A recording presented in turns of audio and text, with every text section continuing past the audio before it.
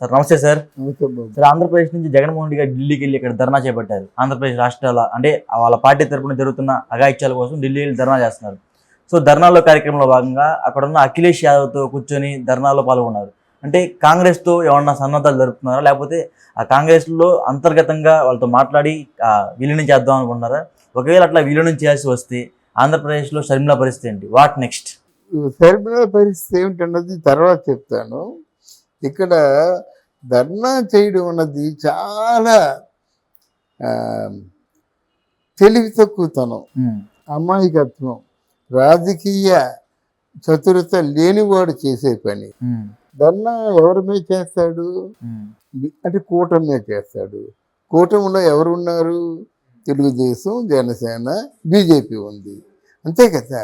మరి కూటమి పరిపాలన బాగలేదు అని చెప్పడం మాట, కూటమి పరిపాలనలో శాంతి భద్రతలు లేవు అని చెప్పడం, హత్యా రాజకీయాలు జరుగుతున్నాయి, ఇళ్లలో చొరబడి మరి దాడులు చేస్తున్నారని చెప్పడం కరెక్టే కదా. మరి కూటమికి మండదండి? కూటమిలో ఉన్న వాళ్ళకి మండదా? మళ్ళీ మోదీని కళ్ళ చూడగలడా? అమిత్ షాని కళ్ళ చూడగలడా? నిన్నే చెప్పాను నేను, ఎట్టి పరిస్థితుల్లో కూడా జగన్మోహన్ రెడ్డికి అమిత్ షా అపాయింట్మెంట్ కానీ మోదీ అపాయింట్మెంట్ కానీ దొరకదని చెప్పాను. ఎలా దొరుకుతుందండి? ఆలోచించేవాడు ప్రతి ఒక్కడు లేదు మోడీని దొంగ తీసుకుంటాడు, అమిత్ షా. మనం నోటుకు వచ్చినట్టు చెప్పడం కాదు, ఈ పరిస్థితుల్లో మోడీ ఎలాగ అపాయింట్మెంట్ ఇస్తాడని ఒకటి చూసుకోవాలి. అఖిలేష్ యాదవ్ మిగతా కాంగ్రెస్ తాలూకు వాళ్ళు వచ్చారంటే వాళ్ళు మోదీ మీద దండయాత్రకు వచ్చారు అంటే వాళ్ళు కూడా రాజకీయంగా ఉపయోగించుకోవడానికి సిద్ధంగా ఉన్నాడు. మోడీ మీద దండయాత్రకు వచ్చేవాడు ఒక వైఎస్ఆర్సీపీ అంటే మోడీతో కలవనవాడు, కూటమికి వ్యతిరేకంగా ఉన్నవాడు వచ్చాడు కనుక వాళ్ళు వచ్చారు, లేదు రారు. వాళ్ళు బీజేపీ వాళ్ళు ఎవరైనా వచ్చి సపోర్ట్ చేశారా? అంతెందుకు, తెల్లారు లేచినట్టయితే నోటికి ఏదొస్తే అది వాగి నీ పార్టీని ఆకాశానికి ఎత్తి నేలకి పడగొట్టేటువంటి నాయకులు ఉన్నారు. కొడాలి నాన్న వచ్చాడా? పేరు నాన్న వచ్చాడా? అంబటి రాంబాబు వచ్చాడా? లేకపోయినట్టయితే ఎక్కడెక్కడో ఈ మదన్ మోహన్ కేసులోను ఒక ఎస్సీ క్యాండిడేట్ సపోర్ట్ ఉండాలని జూపూడి ప్రభాకర్ తీసుకెళ్ళి మన విజయసాయి రెడ్డి పక్కన కూర్చున్నారన్నమాట. ఇంత రాజకీయంగా అందమైన వ్యూహాలు పన్నెట్టితో వాళ్ళు ఏమన్నారు, అక్కడ మన జాతీయ మీడియా 36 హత్యలు అంటున్నావు బాబు, ఆ పేర్లు చెప్పన్నాడు, తెల్లమొహం వేశాడు. దాళ్ళు అంటున్నావు కదా, దాన్ని ప్రూఫ్ చూపించమని చెప్పాడు, తెల్లమొహం వేశాడు. చివరికి ఏమైపోయారంటే నేషనల్ మీడియా అడిగే ప్రశ్నలకి ఏ ప్రశ్నకి కూడా సమాధానం చెప్పలేక ఏమన్నాడు, మీరు ఒకసారి రాష్ట్రంలోకి వచ్చి చూడండి అన్నాడు. ఎంత చేతకాని సమాధానాలండి ఇవన్నీ. రాత్రి జాతీయ మీడియా అంతా ఎత్తిపోసింది. ఎత్తిపోవడం కాకుండా జగన్ పార్టీయే అవుట్ అని చెప్పింది. ఇప్పుడు నెక్స్ట్ జగన్ వైఎస్ఆర్సీపీ మాత్రం ప్రశ్నార్థకంగా మిగిలిపోతుంది. అప్పుడు ఈ రోజా కానీ, అనిల్ కుమార్ యాదవ్ కానీ, వల్లభనేని వంశీ కానీ, కొడాలి కానీ, గుడివాడ అమర్నాథ్ కానీ ఎవరైనా ఒకరు కనిపించారా? జగన్మోహన్ రెడ్డిని పతనానికి దారి తీసినటువంటి సజ్జల రామకృష్ణారెడ్డి కానీ ఎవరైనా కనిపించారా? విజయసాయి రెడ్డి ఏంటంటే ఆయనకున్న కేసుని ఏమైనా అంటే మాఫీ చేయడం కోసం వచ్చాడు కానీ, లేకపోతే విజయసాయి రెడ్డి కూడా రాడు. వాళ్ళ గురించి మళ్ళీ ప్రత్యేకించి చెప్పుకుందాం, వాళ్ళ మధ్య కూడా చాలా దూరం ఉంది. ఇకపోతే జగన్మోహన్ రెడ్డి చాలా గట్టిగా ప్రయత్నం చేస్తున్నాడు. డీకే శివకుమార్తో కానీ ఇంకా మిగతా వచ్చిన అఖిలేష్ యాదవ్ కూడా మధ్యవర్తి అనుకోండి. అయితే వాళ్ళకి ఇప్పుడు జగన్మోహన్ రెడ్డి చేరుతానని చెప్పడంలో ఆశ్చర్యం లేదు, ఆయనకు ఒక అండ కావాలి. కానీ కాంగ్రెస్ పార్టీ వాళ్ళు ఎందుకు చేర్చుకుంటారు? ఈయనకున్న ఆ 4 సీట్ల కోసం ఎందుకు చేర్చుకుంటారు? అంటే రాబోయే రోజుల్లో ఆంధ్రప్రదేశ్లో కాంగ్రెస్ పార్టీ పాగా వేయాలంటే జగన్మోహన్ రెడ్డిని తప్పించాలి అనే ఉద్దేశంతో కూడా జాయిన్ చేసుకోవచ్చు పార్టీలో. కాదమ్మా, ఇప్పుడు ఈయనకున్న 4 సీట్లతో వాళ్ళు ఏం బాగుకుంటారు? ఒకటి, ఈయనకి ముఖ్యమంత్రిగా మంచి పేరు లేదు కదా. ఈయన మీద కొన్ని వేల ఎకరాల స్కామ్ ఉంది, 1,00,000 కోట్లు తాలూకు మనీ లాండరింగ్ ఉంది కనుక వీళ్ళు ఎందుకు చేర్చుకుంటారండి? అదే పవన్ కళ్యాణ్ అనుకోండి, రెడ్ కార్పెట్ వేస్తారు. అంటే రాజకీయాల్లో ఎప్పుడు జనబలం ఉన్న నాయకుడికే విలువ ఉంటుంది. అంతేగాని మాట్లాడేవాడు కాదు. జగన్కి జనబడం లేదా?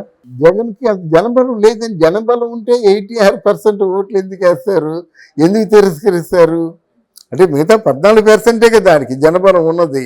86% పైన 14% కాదు, 40% ఓట్లు ఆల్రెడీ వైసీపీ పడ్డాయి. 40% ఓటు శాతం కాదు పోలైన దాంట్లో. జనబలం అంటే 86%లో ఆయనకి ఎన్ని ఓట్లు వచ్చాయి అది మనం కావాలి. ఈయన 40% ఓట్స్ అంటున్నాడు, అది కూడా రాంగ్. ఎందుకంటే ఇక్కడ జగన్కి ఏమాత్రం బలం ఉన్నప్పుడు కూడా ఇక్కడ చూసుకున్నట్టయితే పోటాపోటీగా ఉండేవాడు, కనీసం ఆ మ్యాజిక్ ఫిగర్ దగ్గరలో ఉండేవాడు. అది బలం అంటే. ఇకపోయినట్టయితే ఒక్కొక్కరు ఈ మధ్య చెప్పిన వాళ్ళందరూ చాలా ఊహాగానాలతో చెప్తున్నారు అన్నమాట. జగన్మోహన్ రెడ్డి వెనక ఎవరైనా ప్రజలు ఉన్నారా అంటే డబ్బులు ఇచ్చి తెచ్చుకున్న ప్రజలు కాదు. అంటే విల్ఫుల్గా వాళ్ళు డబ్బుతో వాళ్ళు కాఫీ తాగి వాళ్ళ డబ్బులు వాళ్ళు ఖర్చు పెట్టుకొని జేజేలు కొట్టేటువంటిది జనసేన లాంటి సైనికులు ఎవరైనా ఉన్నారంటే లేరు డెఫినెట్గా. పైగా జగన్మోహన్ రెడ్డి కానీ సంబంధిత రాజకీయ నాయకులు కానీ ఇచ్చిన డబ్బులు తినేసే వాళ్ళు ఉన్నారు. అది అందువల్ల ఇట్లాంటి వ్యక్తికి ఎవరు రెడ్ కార్పెట్ వెల్కమ్ చెప్తారు, కనీసం రమ్మని చెప్తారు. ఇప్పుడు సోనియా గాంధీ అపాయింట్మెంట్ ఇస్తుందా? ఇవ్వదు. తర్వాత ఎవరో అధికార ప్రతినిధి ఉంటారు, వాళ్ళతో మాట్లాడే పరిస్థితి వస్తుంది. మాట్లాడితే ఇలా మాకు కుదరదని చెప్తారు. వాళ్ళు ఖచ్చితంగా కలిసే అవకాశాన్ని మాత్రం ఎవరని నేను చెప్తున్నాను. ఒకటి. రెండోది, ఆయన ఒక చిన్న ఫిట్టింగ్ పెట్టాడు. నేను మీతో కలిసినట్టయితే అక్కడ షర్మిల ఉండకూడదు, షర్మిలని పార్టీ అధ్యక్షురాలుగా తొలగించాలి అంటే వాళ్ళు బేరీ చేసుకుంటారు. షర్మిల గట్టి నాయకురాలు అవుతుందా, లేకపోతే జగన్మోహన్ రెడ్డి గట్టి నాయకుడు అవుతాడా అంటే జగన్మోహన్ రెడ్డి బయట ఉండే అవకాశాలు లేవు. అంటే ఇక్కడ ఎవరైనా సరే రాజకీయాల్లోకి వచ్చేసరికి క్యారెక్టర్ ముఖ్యమండి. ఇప్పుడు Jaganmohan Reddy has last his character. ఎందుకంటే ఆయన సంపాదించినంత 2004 ముందు వాళ్ళ ఇల్లు అమ్మకానికి పెట్టుకున్నటువంటి రాజశేఖర రెడ్డి తాలూకు బిడ్డ 2004 నుంచి 24 సంవత్సరం వరకు ఈ 20 సంవత్సరాల్లో ఏ వ్యాపారం చేసి ఈరోజు టాటా బిర్లాతో సమానంగా ఉంటాడు. ఇండియాలో అత్యధిక ధనవంతుల్లో ఒకడు జగన్మోహన్ రెడ్డి. ఆ విషయం అందరికీ తెలుసు. ఈ అఫిడవిట్లో అంత ఫేక్ న్యూస్ అనుకోండి. మరి దీనికి సమాధానం చెప్పాలి. ఎవరో నేను అడుగుతానండి, రాష్ట్రపతి దగ్గరికి వెళ్ళి అడుగుతానండి, ఎంత సంపద ఎక్కడి నుంచి వచ్చిందని అడుగుతానండి. వాడు వాకప్ చేయిస్తాడు, చేయించలే. అందువల్ల మీకు ఈ ప్రజాస్వామ్యంలో లా అండ్ ఆర్డర్స్ రాజకీయ నాయకులు చీప్ చేశారు కానండి. ఒక్కసారి సిన్సియర్గా పోలీస్ ఆఫీసర్లు ఉన్నట్టయితే డెఫినెట్గా మంచినీళ్ళు తాగాలన్నమాట. అదే ఒక మధుసూదన్ రెడ్డి అనేటువంటి మంచి జర్నలిస్ట్, పవర్ఫుల్ జర్నలిస్ట్, నేను వెళ్తానని చెప్పాడు అన్నమాట. అంటే ఆయన నేను వెళ్తానండి, వెళ్ళి అడుగుతానండి, అరెస్ట్ చేయరా అంటాడన్నమాట.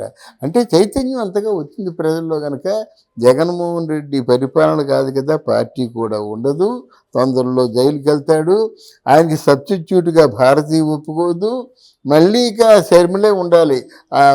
రాజశేఖర రెడ్డి కుటుంబంలో ఎవరైనా కొంచెం అధీరత్వం ఉన్న వ్యక్తి ఎవరంటే షర్మిలే. కనుక వాళ్ళు ఆలోచించుకుంటారు, ఆలోచించుకొని నిరర్ధకంగా వచ్చేసి కేసులు ఎదుర్కొంటాడు.